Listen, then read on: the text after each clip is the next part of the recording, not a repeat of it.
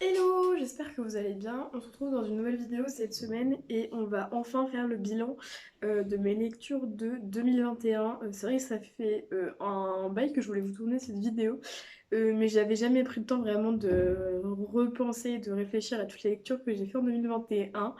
À savoir que j'ai quand même fait 51 lectures, donc c'est quand même pas mal, c'est à peu près un livre par mois. Et du coup, il fallait que je processe un peu toutes les lectures que j'ai faites, que je repasse un peu sur tous mes ressentis, etc. Et donc, au final, j'ai décidé de faire les Book Awards, du coup. J'ai repris, je crois que c'est Léonie et Lucette qui l'avaient fait sur leur chaîne en 2021. Du coup, j'ai un peu repris les catégories qu'elles avaient mises. Donc du coup, c'est parti pour mes 2021 Book Awards.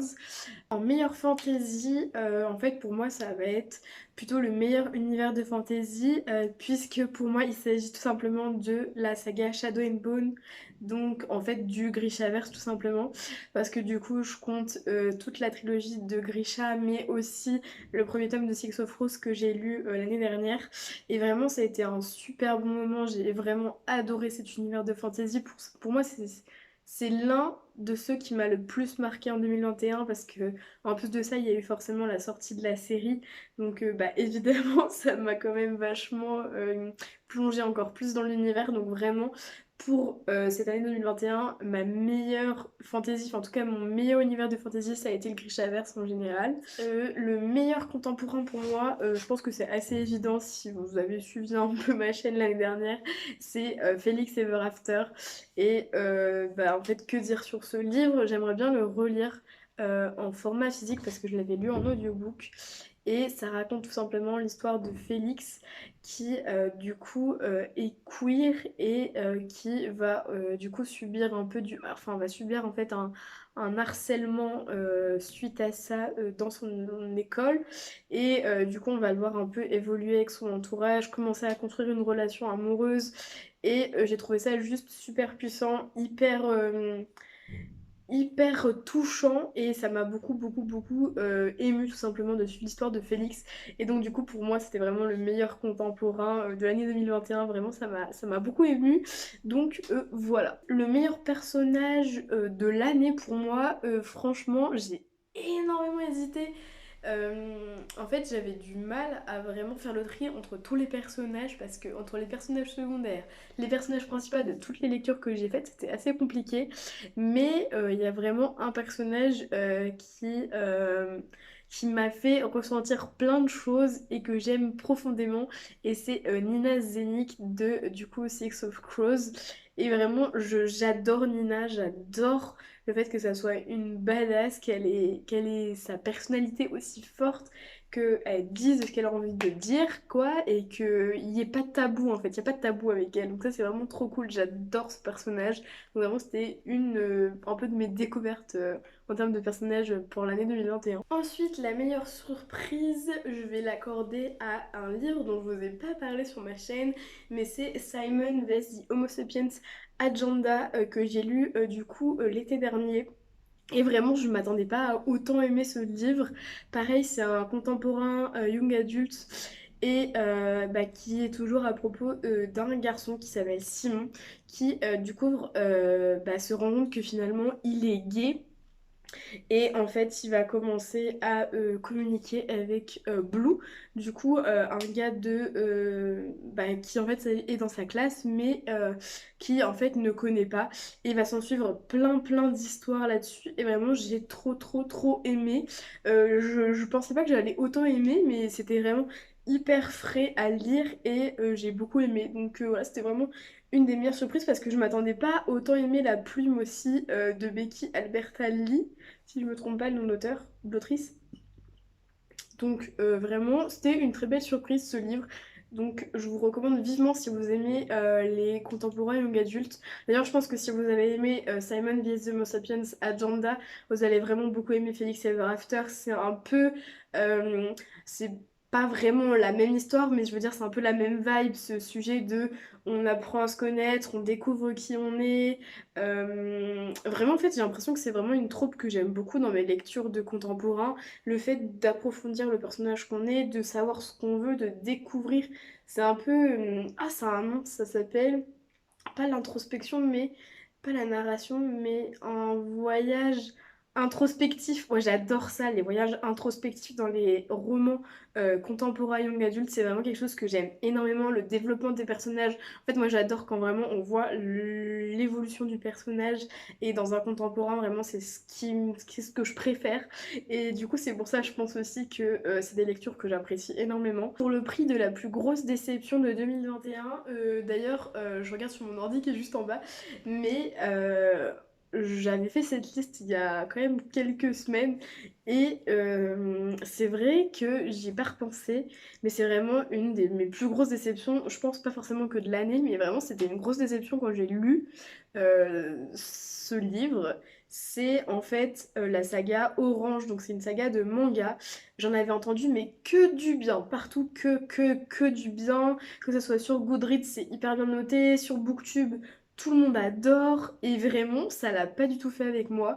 Alors, je saurais pas dire pourquoi, mais vraiment, En fait, c'est pas que j'ai pas aimé et que j'ai détesté, c'est juste que, en fait, je crois que je suis passée à côté de la hype, j'ai pas compris pourquoi c'était aussi encensé.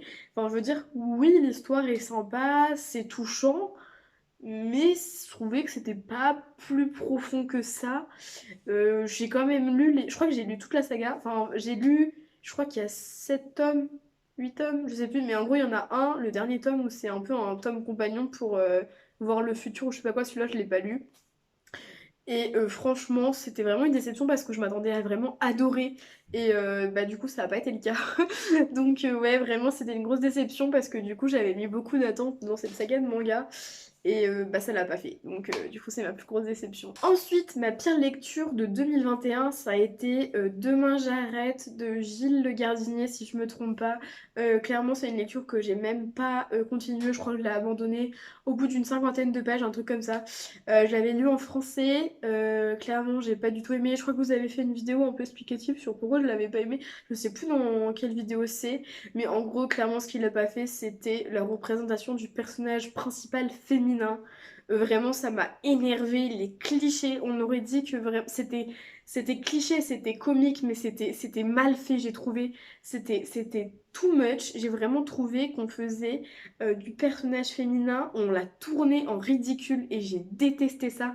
Vraiment, j'ai pas aimé, surtout de savoir que c'était écrit bah, d'un auteur, donc d'un homme. Je sais pas pourquoi, c'est la première fois que ça m'a fait ça, mais vraiment, j'ai trouvé que le personnage féminin était ridicule, qu'on prenait la femme pour vraiment un être complètement fou, complètement déjanté, idiote. C'était la première fois que ça me faisait ça, mais j'étais là en mode comment on peut faire ça à un personnage.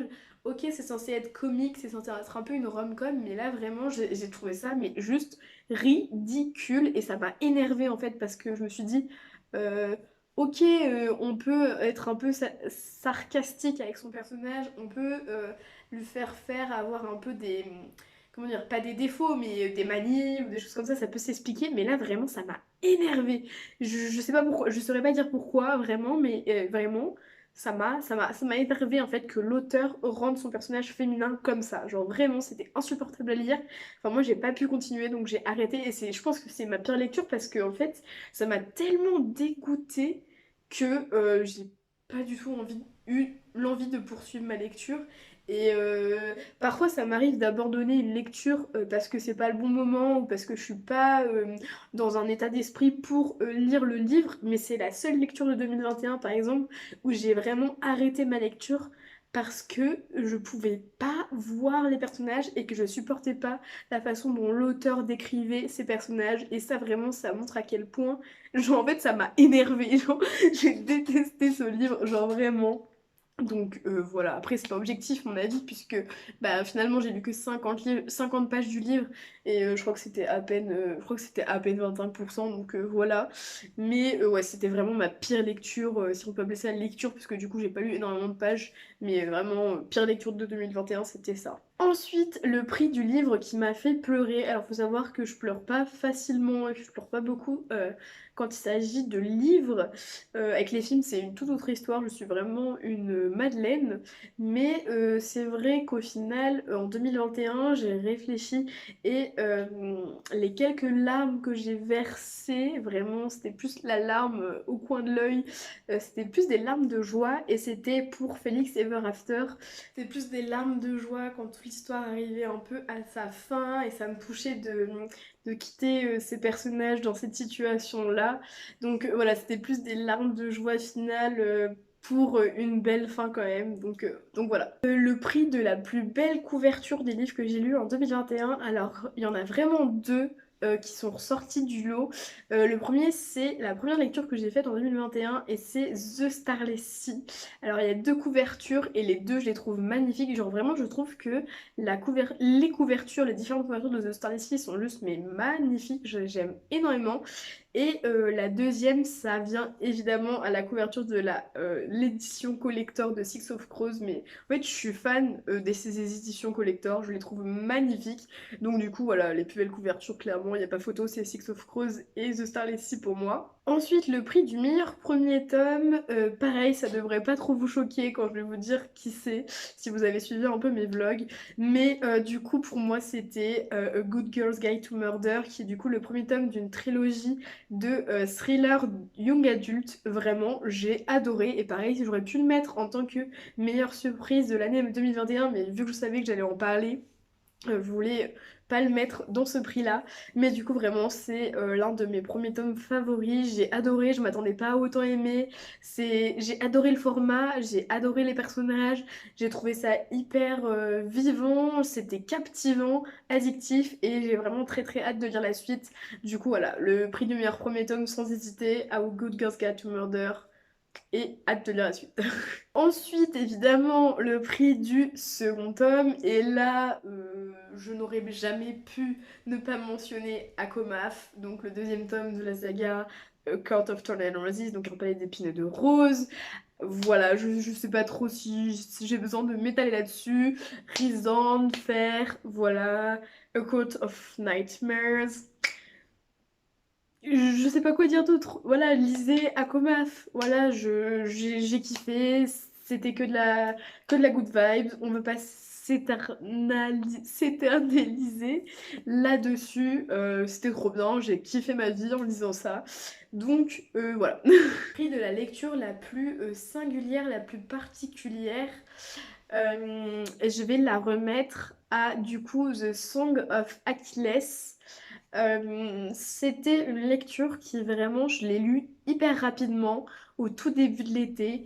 Euh, C'était une période où j'étais un peu au début d'une panne de lecture, mais l'écriture, la plume de Madeleine Miller, j'ai adoré.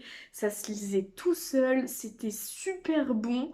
Et c'est un peu la première lecture que j'ai relue comme ça, où c'était hyper ancré dans la mythologie grecque, à savoir que moi, je suis pas hyper connaisseuse de la mythologie en général et vraiment bah, c'était hyper particulier pour moi de lire ça et j'ai beaucoup aimé et voilà je voulais juste remettre ce prix de lecture singulière particulière à ce livre donc voilà.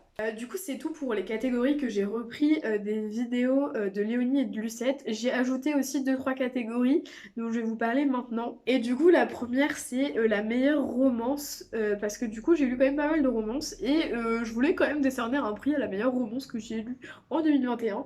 Et pour moi il s'agit tout simplement de Aime-moi je te fuis de Morgane Moncomble. J'ai adoré cette romance, vraiment c'était parfait, c'était un bon mélange entre Enemies to Lovers, entre du fun, entre des choses profondes, entre des sujets un peu sensibles. Je trouve que c'était très bien équilibré et je pense que c'est l'une des raisons pour laquelle j'ai vraiment beaucoup aimé. Autant j'avais pas beaucoup aimé Viens on s'aime de Morgane Moncomble, mais en tant celui-là je vous le conseille à 10 000%. Même si vous êtes assez nouveau en romance, vraiment l'alchimie entre les deux personnages est juste mais magnifique et le personnage masculin mais Oh my god, mais je crois que c'est l'un des meilleurs personnages masculins que j'ai pu lire en romance. Il est pas cliché, c'est pas un bad boys de première comme on peut voir dans des Penelope Douglas ou des choses comme ça.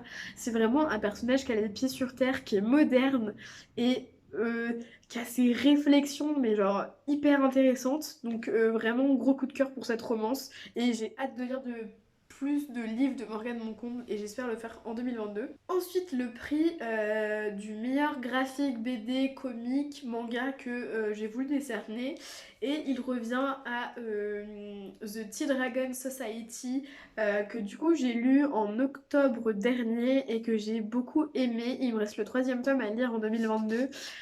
Franchement, j'ai eu un coup de cœur pour ce petit roman graphique tout mignon, tout doux, qui met du baume au cœur. Les dessins sont juste mais magnifiques, magiques. Et voilà, c'est que du bonheur. Donc je voulais quand même décerner un petit prix au meilleur graphique que j'ai lu en 2021. Ensuite, un prix que j'aimerais décerner, c'est au livre de non-fiction que j'ai préféré.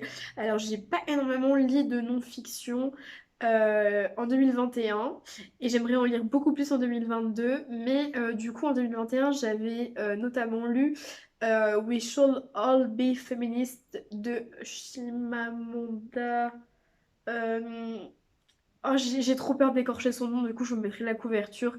Mais vraiment, c'est un essai en fait féministe et j'ai adoré. C'est hyper court, je l'ai lu en audiobook et je crois que c'est moins d'une heure l'audiobook, un truc comme ça. Et c'était hyper intéressant. Ça s'écoute un peu comme un épisode de podcast et vraiment j'ai adoré le format. Donc voilà, je voulais juste décerner un prix. Et d'ailleurs, il y a d'autres livres de cette autrice qui me tentent énormément. Je crois qu'il y en a un qui s'appelle Americana, qui est sorti en français d'ailleurs. Je l'ai vu en poche en librairie et ça m'intrigue, j'aimerais bien lire d'autres livres de cette autrice. Donc voilà. Et du coup, on va parler de deux awards d'honneur que j'aimerais décerner à mon année 2021, à certains livres qui sont pas rentrés dans ces prix, mais dont j'avais quand même envie de parler, qui m'ont touchée à leur manière de différentes façons. Et du coup, voilà, je voulais quand même les présenter dans cette vidéo. Du coup, le premier, il s'agit de Becoming, donc devenir de Michelle Obama. Voilà, donc c'est juste l'autobiographie de Michelle Obama. J'ai adoré, c'était vraiment hyper intéressant, hyper complet.